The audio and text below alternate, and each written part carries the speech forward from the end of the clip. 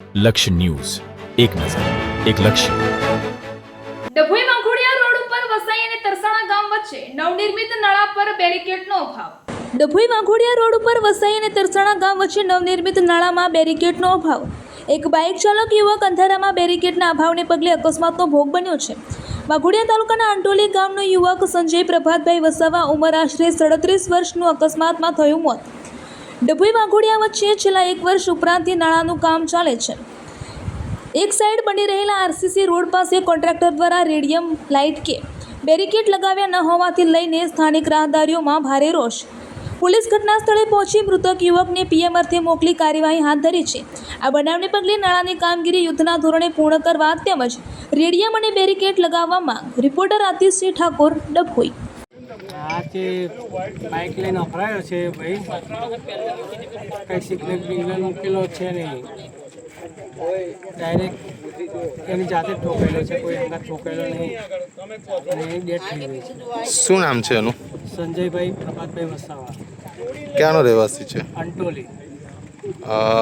અત્યારે અકસ્માત થયો છે, કોણ કોણ હતું બીજું એમની સાથે? એ ભાઈ એકલા જ હતા. અને કઈ પરિસ્થિતિમાં અકસ્માત થયો છે? આવી ઘરેથી બાઇક લઈને નીકળ્યા ત્યાં છોકરાનું એડમિશન કરાવ્યું હતું લામડાપુરાથી એડમિશન કરાવીને ઘરે આવ્યો. ઘરેથી પછી એના કંઈ જ્યાં મજૂરી કામ કરે છે ત્યાં જતો થયો ભાઈ. રસ્તામાં આ બનાવ બની ગયો. ક્યાં આગળ ઘટના બની છે?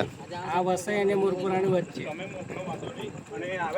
શું નાળામાં કોઈ પણ પ્રકારના બેરિકેડ કે કશું મૂકેલું જ ખરું કોન્ટ્રાક્ટર? કશું જ છે નહીં આ ઘડી, ખાલી પથ્થર નાના નાના મૂકેલા છે. શું કરશો આગળ કાર્યવાહી? આગળ કાર્યવાહી કરવાની. એના 2 છોકરા છે.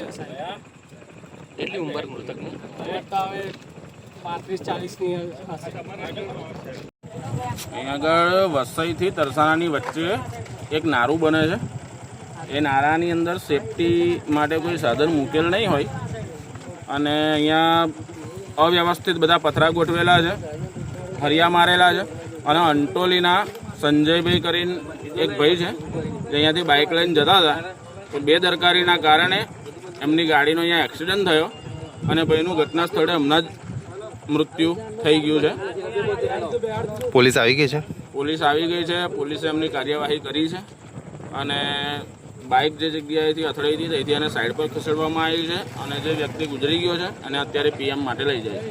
આવી નવી ઘટનાઓ વારંવાર ના બને તેની માટે આગળ કોઈ કાર્યવાહી કરવાના?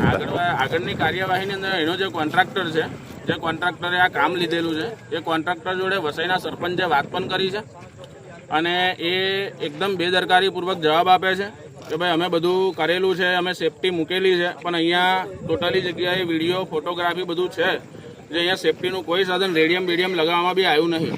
જો રેડિયમ લગાવ્યું હોય તો અંધારાની અંદર કોઈ પણ વ્યક્તિ આવતો હોય તો એને ખબર પડે કે ભાઈ આગળ રેડિયમ લાગેલું હોય, લાઇટ અડકતી હોય, એને ખ્યાલ આવે કે ભાઈ કામ ચાલુ છે. અહીં બધું ખુલ્લું પડી રહેલું છે, મોટા પતરા છે, મોટા સળિયા છે. કોઈ પણ વ્યક્તિ આવતા જતા વસઈથી તરસાણા કે તરસાણાથી વાઘોડિયા તરફ જતા લોકોને અંધારાની અંદર તકલીફ પડતી હોય છે. વારંવાર વસઈના સરપંચે અમને 2-3 વખત કીધેલું પણ કે તમે અહીંયા કોઈક સેફટી કરો, પણ એ લોકોએ કોઈ હજુ સેફટી કરેલ નથી. આજે એક વ્યક્તિનું મૃત્યુ થઈ ગયું. હવે એ વ્યક્તિના ઘરે નાના 2 બાળકો છે. હવે એનું ભરણ પોષણ કોણ કરે?